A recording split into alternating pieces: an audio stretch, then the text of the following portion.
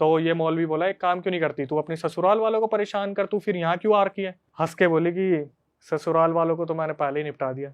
बोली माँ को भी मैंने मार दिया, जो सौतेली माँ है। कैसे? बोले अपनी माँ के अंदर में गई और कुछ खीर वीर बनाई, उसमें जहर डलवाया, खुद भी खा लिया और अपने पति को भी, मतलब उसके पापा को भी खिला दिया। दो दो ताबीज दिए जा रहे दोनों हाथों के लिए। जैसे ही वो तांत्रिक वगैरह कोई भी निकले भाई वो टूट के गिर जाए ताबीज वहां पे, और ये अपना असर दिखाना शुरू कर दे कि मैं बहुत ज्यादा पोजेस हो गई हूँ, फिर दोबारा मेरे को हॉस्पिटल लेके चलो, मेरे को यहाँ दर्द हो रहा है, यहाँ दर्द हो रहा है, मेरे सर में दर्द हो रहा है, माइग्रेन, ये वो, पेट में दर्द, अंतड़ियों में दर्द। उत्तर प्रदेश में जिनने बताया उनकी मामा की लड़की के साथ ही हुआ था। तो बोलते हैं ना कि आप रोड पे टोटका रखा देख लेते हो, तो कहीं नींबू कहीं कुछ कहीं कुछ, कुछ लोग इस चीज पर बिलीव नहीं करते और कुछ लोगों से गलती हो जाती है। तो उनके मामा की लड़की कॉलेज जाती थी, घर से मेरे ख्याल से 2-3 किलोमीटर था, तो पैदल पैदल जाती थी, पैदल पैदल आती थी। एक दिन वो आई घर में, और घर में आने के बाद धीरे धीरे उनकी तबीयत खराब होनी स्टार्ट हो गई। ठीक है, जब तबीयत खराब हुई तो उस चीज को 15 दिन हो गए, 1 महीना हो गया, 2 महीना हो गया। अब आप एक चीज देखना, ये इंडियन मेंटालिटी में है कि हम क्या होते हैं ना कि जिनकी तबीयत खराब हो जाती है वो लोग एक्चुअल डॉक्टर के पास न जाके केमिस्ट के पास जाते हैं पैसे बचाने के लिए, कि मेरे सर में दर्द हो रहा है दवाई दे दो। तो केमिस्ट भी नॉर्मली हाल वगैरह देख के कुछ दवाइयाँ वगैरह दे देते थे कि ये दवाई ले लो, ये ले लो, वो ले लो। 3 महीने बाद उस लड़की की तबीयत बहुत ज्यादा खराब होनी स्टार्ट हो गई। तो उन्हें ये चीज समझ में आ गई कि यार तबीयत बहुत ज्यादा खराब हो रही है और ये दवाइयों से काम नहीं चलेगा।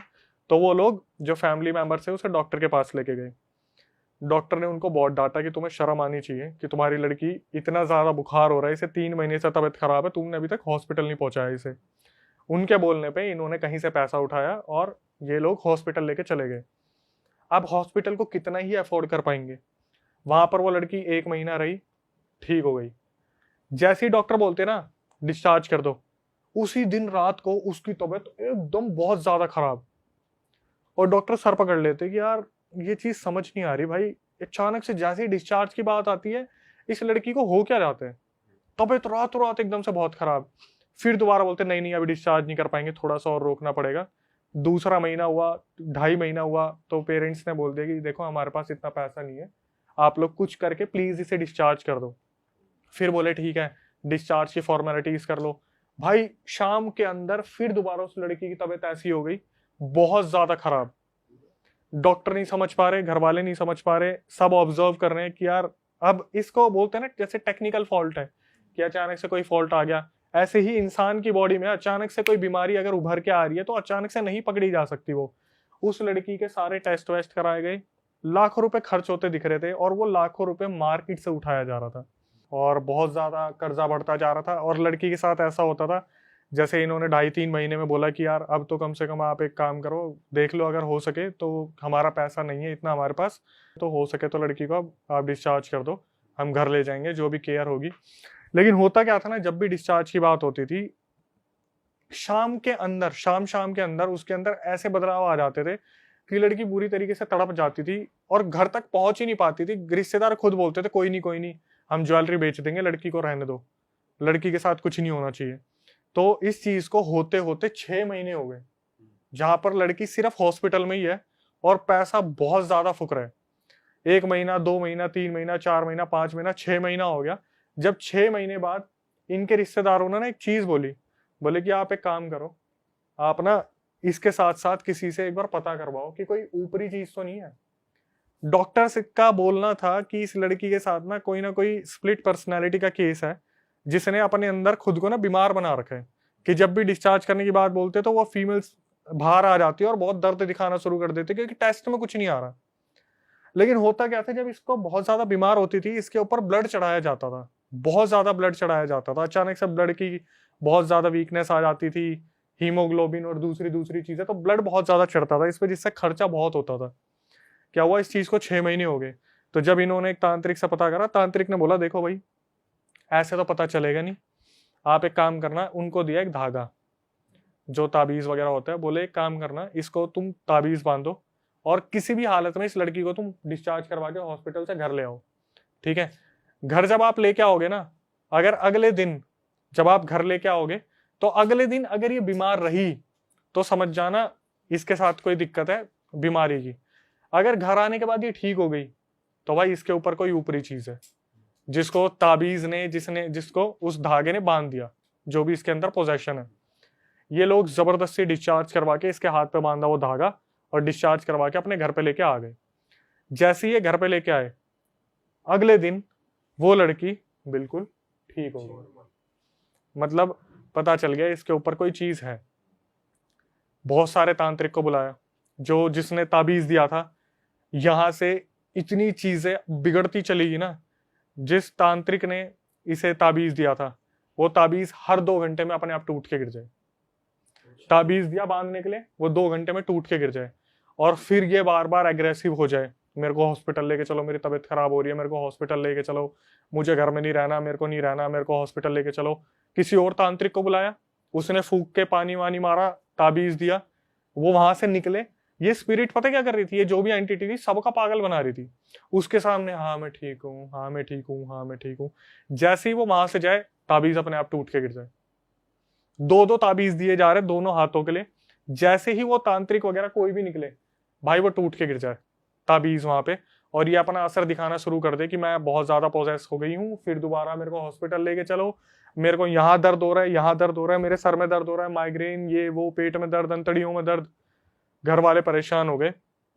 कम से कम अभी तक 20 से 25 तांत्रिक इन्होंने बदल दिए।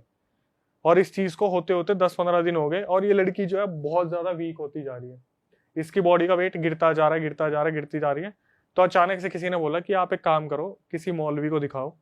कोई मौलवी है, उसका नाम बताया गया और बोला कि एक मौलवी है, उनको दिखाओ आप। उस मौलवी को बुलाया। वो मौलवी बैठा, उसने एक पानी फूका, मतलब जो पानी में फूक मारी और पानी इसके ऊपर दे के मारा, तो पहली बार वो एंटिटी सामने आ गई। तो उससे पूछा कि हाँ क्या चाहती है तू, मारेगी क्या इसे? तो वो एंटिटी बोली कि मुझे ये लड़की बहुत पसंद है, इसे मैं अपने साथ लेके जाऊंगी। बोले कि तेरी कहानी क्या है, तेरी इच्छा क्या है, तू वो बताना, इस लड़की को क्यों लेके जाएगी तू? तो उसको वो बोली कि क्या कहते हैं, मुझे बस इतना पता है, मैं इसे नहीं छोड़ने वाली, मैं तो इसे लेके जाऊंगी। तो मौलवी ने एकदम से फिर पानी फूका, दे के मारा, वो लड़की वहीं की वहीं बेहोश होगी। मौलवी बोला ऐसा है, 2 दिन का टाइम दो मुझे, मैं कुछ ना कुछ इंतजाम करता हूँ, कुछ लेके आऊंगा जिससे इस लड़की को, जो एंटिटी है, पहले तो इसे पकड़ा जाए, क्योंकि एंटिटी पकड़ में नहीं आ रही। ठीक है, ये क्या करती है, बहुत समझदार है। जब भी इसके साथ कोई ऊंच नीच होती है, लड़की का शरीर छोड़ देती है उसी टाइम पे। बांध नहीं पा रहे, क्योंकि मौलवी पहली बार आया था, बांधने की कोशिश तो क्या ही करता, पहले जानने की कोशिश करी, वो एंटिटी निकल के भाग गई। तो मौलवी बोला कि मैं आऊंगा 2 दिन बाद, तब तक इसको आप संभालो। उस लड़की के लिए पता कितने ताबीज दिए थे? 6 ताबीज दिए थे। 2 चोटी पे बांधे, एक इस हाथ पे, एक इस हाथ पे, और 2 गले के लिए। वो ताबीज ना पता कैसे टूटते थे? शाम को एक निकल गया, सुबह तक एक निकल गया, अगले दिन दोपहर तक एक निकल गया। और मौलवी को पता था ये होगा, उसकी इसीलिए 6 ताबीज दिए थे कि 6 के 6 कैसे तो रोक के रखेंगे जब तक 2 दिन निकलेंगे। 2 दिन बाद वो मौलवी आया, उसने देखा सारे ताबीज उतर चुके हैं। खुद ही तोड़ती होगी वैसे। भाई वो तोड़ती नहीं थी, उसने बताया, जो बंदा है ना, उसने बोला ये सिर्फ लेटी रहती थी और ताबीज अपने आप खुल के गिर जाते थे। और 7 गांठें भी बंदी होती थी ना, 7 की 7 गांठें अपने आप खुल जाती थी। ऐसा भी तो हो सकता है वो जो एंटिटी उसके अंदर है वो खुद से ही करवा रही हो, तो देखो खुद भाई, से हो रहा होगा ना, मतलब कर तो वो बंदी रही होगी खुद से। दीपक भाई आप एक चीज को समझोगे, जब आपके घर में कोई होगा ना जो बहुत ज्यादा बीमार होगा, उसे कोई अकेला नहीं छोड़ता, हमेशा एक बंदा उसके पास रहता है। और ऐसा नहीं हो सकता कि कोई वॉशरूम गया वापिस आया तो 7 गांठें एकदम से खोल दी। लोग अपनी आंखों से देखते थे कि ताबीज जो बंधा हुआ है ना, वो अचानक से खुल के अपने आप गिर गया जमीन पे। जैसे मैंने बताया कि वो तोड़ के गिर दिया था, वो एक अलग सीन था। इसके हाथ में प्रॉब्लम थी कि इसके पास कहीं भी ताबीज बंध रहे थे, बालों से तो निकल जाते थे वो, कि ढीले हो गए तो छूट गए, हाथों से अपने आप निकल के गिर रहे थे। जब मौलवी वापिस आया तो मौलवी ने इससे बोला कि क्या चाहिए तेरे को, क्यों परेशान कर रखा है? पहले तो बांध दिया उसे अच्छी तरीके से, कहीं ना कहीं कुछ ना कुछ प्रोटेक्शन करी, उसे घेरा बना दिया अच्छी तरीके से, और घर वालों को समझा दिया कि बात सुनो, इस घेरे में कोई भी नहीं आएगा, अगर इस घेरे में कोई आया मैं इस लड़की को नहीं बचा पाऊंगा। ठीक है, उससे बोला तू बता तेरे को चाहिए क्या, अगर तेरे को इतनी दिक्कत है तो तू वहां जाना जिनने तेरे को परेशान करा है, किसने किसने तेरे को, कैसे मरी तू, किसने क्या करा तेरे साथ? बोली मैं मरी नहीं हूं, अंदर की एंटिटी बोल रही है मैं मरी नहीं हूं, मुझे मारा गया और मैं बदला ले चुकी हूँ। बोले कि तो तू इस लड़की को क्यों परेशान कर रही है और तेरी कहानी क्या है? बोली कि जहां मेरा जन्म हुआ था, मैं अपने मम्मी पापा के साथ रहती थी। मेरी मम्मी को कोई डायबिटीज या किसी की डिसीज थी, मेरी मम्मी मर गई, मेरे पापा ने दूसरी शादी कर ली। मेरे पापा ने जिससे दूसरी शादी करी उसकी एक लड़की हुई, वो बड़ी हुई। तो मेरी शादी जब कराई गई ना, तो मेरी मम्मी ने जितना भी गोल्ड मेरे लिए रखा हुआ था, मेरी जहां पे शादी हुई, तो वो जो सौतेली मम्मी थी उसने वो गोल्ड दहेज में नहीं दिया, अपनी बच्ची के लिए रख लिया। ठीक है। और क्या हुआ, जहां पे ये शादी होके गई थी वहां पर दहेज मांगा जाता था। शुरू में उन्होंने मुंह छुपा लिया कि नहीं नहीं बच्ची भेज दो, बस बच्ची भेज दो। बाद में क्या करा, उस लड़की को दहेज के चक्कर में जला के मार दिया। ये जो एंटिटी आ रही है खुद बता रही है सब कुछ। तो ये मौलवी बोला एक काम क्यों नहीं करती तू, अपने ससुराल वालों को परेशान कर, तू फिर यहाँ क्यों आ रखी है? हंस के बोली कि ससुराल वालों को तो मैंने पहले ही निपटा दिया। बोले कैसे, क्या करा तूने उनके साथ?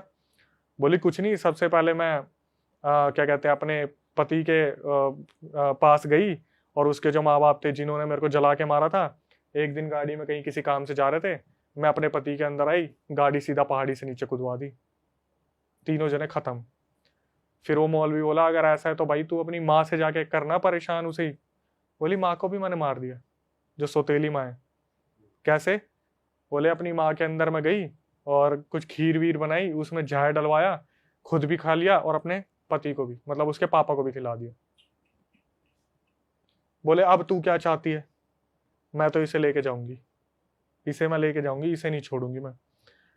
वो जो एंटिटी अब तक कम से कम नहीं तो 7-8 लोगों को निपटा चुकी थी, वो सिर्फ अपना बदला लेने के लिए। और पर इससे तो कोई रिलेशन ही नहीं है उसका। अभी निकलेगा भाई, अभी निकलेगा। हुआ क्या था, इसने बोला कि तू इसके ऊपर कैसे आई? बोली आखिरी में बचा कौन था? जो मेरे पापा की मम्मी थी वो बच गई थी, और उसका मतलब उसके दादाजी, मतलब जो लड़का था जिससे शादी, सॉरी जो इसके पापा थे उसके पापा दादा, उसको और इसकी मम्मी को मारने गई थी ये। अच्छा। उसकी मम्मी के अंदर घुस के उसके लड़के के पापा को तो मार दिया, लेकिन इसकी मम्मी को मरने से मोहल्ले वालों ने बचा लिया। इसके ऊपर से उतारा करवाया, और कहीं उतारा करवा के कहीं जगह फेंक दिया। वहां पे कोई मोहल्ले की लड़की गुजर रही थी वहां से, तो उसका पैर पड़ गया, ये उसके ऊपर आ गई। अब जब इसके ऊपर आई तो इसमें से जो उतारा करवाया वो किसी रोड पे फेंक दिया। वो जो रोड पे फेंका था ना, जैसे टोट के आप देखते हो, एक काला धागा था, काले धागे के अंदर ये बांध रखी थी, और वहां पर कुछ नींबू इलायची पड़े थे, वहां इस लड़की का पैर आ गया। अब मौलवी सारी कथा समझ गया कि भाई ये तो बहुत एक्सट्रीम केस है, क्योंकि इतनी सारी आत्माओं की ये बलि ले चुकी है, ये इतनी आसानी से इस लड़की को छोड़ेगी नहीं। घर वालों को बोला गया कि भाई मैं घेरा बनाऊंगा, 4 दिन तक इस घर में पूरा विधि विधान से सब कुछ होगा। इस घर से 4 दिन तक ना तो कोई अंदर आना चाहिए और ना ही कोई बाहर जाना चाहिए। ठीक है।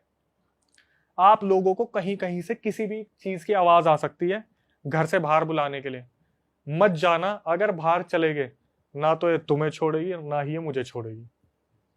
बोलेगी तुम्हारे बोलने पे मैं ये काम करने के लिए तैयार हूं, हालांकि ये काम बहुत बहुत ही ज्यादा बड़ा है, लेकिन अगर तुम में से कोई भी घेरे के अंदर आ गया, घर के बाहर चला गया, हम सब मर जाएंगे, यहीं की यहीं मार देगी है। और वो सामने बैठ के हंस रही है आराम से कि मैं तो कैसे ना कैसे किसी को घर से बाहर निकलवा दूंगी, मैं कोई ना कोई चीज कर दूंगी।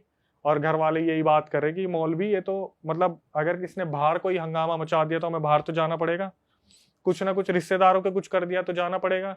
मौलवी को पता था ये सारे ड्रामे तो होनी है, उसने पहले ही घेरा बना के उसे कैद कर दिया था।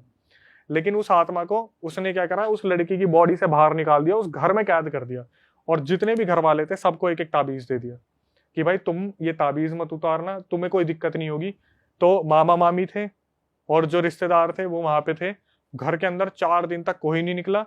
होता क्या था, जब भी पूजा पाठ या कुछ भी जो मौलवी करते थे अपनी विधि विधान में, अलग अलग आवाज आती थी। जैसे किसी की मरी हुई मम्मी, बेटा एक बार ये दरवाजा खोल दे, बेटा एक बार यहाँ से आटा ले ले, मैं लेके आई हूँ। बार बार गेट पे कोई नॉक कर रहा है कि तुम्हारा बिजली का बिल आ गया, तुम्हारा ऐसे हो गया वैसे हो गया। और मौलवी के अंदर इतना खौफ बैठा हुआ कि यार ये तो मरेंगे, मेरे को और लेके जाएंगे। जब भी कोई आवाज आती ना, एकदम से मंत्र रोक के, कोई हिलेगा नहीं, चुप, सारे यहीं रहोगे, हिलेगा नहीं कोई। बच्चा खेलता खेलता गेट की तरफ, पकड़ो उसे, पकड़ लो इसे, बाहर नहीं जाना चाहिए, क्योंकि उसके दिमाग में ये चल रहा है मैं इनको नहीं बचा रहा, मैं अपने आप को ही बचा रहा हूँ। सही बात है। भाई 4 दिन तक ये पूरा चलता रहा। उसके बाद सोचो उन्होंने क्या करा, उसका उतारा कहीं और फेंकवा दिया। आप समझ रहे हो आगे क्या होगा? अब भाई जिसके पैर पड़ा। फिर हमारे पास एक और केस आएगा। ओ, अब इस चीज को समझना हमारे साथ होता क्या है। जो रियल केसेस हमारे पास आते हैं ना, एक पे से उतरते दूसरे के आते हैं, दूसरे से उतरते तीसरे के आते हैं, और फिर हम पता कैसे रिलेट करते हैं कि यार ये तो सुना सुना नहीं लग रहा, ये आत्मा बोल रही है मैंने तो अपने इसको भी मार दिया उसको भी मार दिया। फिर हमें याद आता अबे ये तो उसका इस पे आ गया। ऐसा हुआ है कि आपको 2 कैरेक्टर्स 2 स्टोरीज का लिंक मिल गया हो? एक बार ऐसा मेरे पास हुआ था। सेम जगह की कहानी थी? हाँ, ये सेम जगह द्वारका का केस था। उसमें हुआ क्या था, ये कहीं घूमने गए थे 4 दोस्त, और मेरे ख्याल से द्वारका सेक्टर 9 का पेड़ जो है फेमस, वहां पहुंचे थे। आज की बात नहीं, काफी टाइम पहले की बात है। वहां पे 4 लड़के में से एक लड़के के ऊपर से उतारा था। तो जब उतारा था ना, तो वो पंडित को पता क्या बोला था, वो जो पंडित था जिसने उतारा था उस स्पिरिट को, तो उस स्पिरिट ने बोला था कि तू मुझे कितनी बार भी उतार ले। मतलब उस पंडित ने पहले भी इसे उतार रखा था स्पिरिट को, द्वारका सेक्टर 9 एक ही बंदे से? एक ही बंदे से नहीं, एक बंदे से नहीं, अलग अलग से। तो जब लास्ट बार उतारा था तो उस पंडित से बोला था कि तू मुझे कितनी बार भी उतार ले, मैं मुक्त नहीं होंगी, मैं खुद ही मुक्त नहीं होना चाहती। तो हुआ क्या था, मेरे पास जो केस आया था, ये मैंने सुन रखा था पहले भी, हमारे पास आया था, ऐसे ऐसे पूरा इंसिडेंट हुआ है द्वारका में।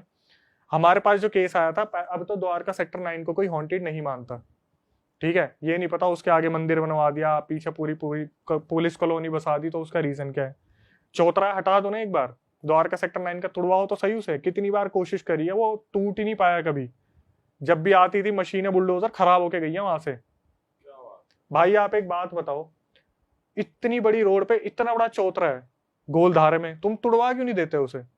तुम्हें पता है कि लोग पी के गाड़ी भगाते हैं और इंसान को सीधी रोड पे चलाता है, वो दे के मारेगा तो एक्सीडेंट तो हो गई, तुम तुड़वा दो ना इसे। तुड़वा क्यों नहीं रहे हो? भाई वो तो ऐसे टूट जाए कुछ, ऐसे कोई बड़ी बात थोड़ी नहीं टूट रहा ना, मंदिर बना दिया उसके सामने। मेरे पास आया उत्तराखंड से केस। वो लड़की बोली कि सर मुझे जो बाबा के बारे में बताया था उसका मुझे नंबर चाहिए। तो मैंने बोला मैडम आपको नंबर देने की जरूरत नहीं है, आप अपनी फोटो वोटो भेज दो, मैं दिखवा लूंगा, कुछ भी होगा वो आपको फोटो से ही देख के बता देंगे। उसने बताया वो उत्तराखंड से ना, यहाँ दिल्ली में कहीं गुड़गांव में कहीं कॉर्पोरेट जॉब के लिए आई थी। उसे द्वारका सेक्टर 9 के बारे में कुछ भी नहीं मालूम था। उसकी जस्ट गाड़ी किसी मीटिंग के लिए जा रही थी द्वारका सेक्टर 9 के वहां से, और ड्राइवर को क्या दिखा क्या नहीं दिखा, उसने चौतरे में से दे के मारते हुए साइड में मंदिर के वहां मार दी, और वो लड़की पोजेस हो गई। और जब हमने चेक करा तो पता चला ये रहती उत्तराखंड में, लेकिन इसे लगा द्वारका सेक्टर 9 पीपल वाले पेड़ के पास से। भाई द्वारका अब संभल के जाना है। वो पता भाई लोग क्या करते हैं यार, मजे ले लेते हैं इन चीजों से। हाँ कि भाई अब तो जाके देख के आएंगे। ये चीजें ऐसे नहीं होती, जिसके साथ होनी होती है ना उसके साथ तो घर में भी हो जाती है, और जिसके साथ नहीं होनी होती वो तो जन्म जन्म जी रहा है फिर। सही बात है भाई।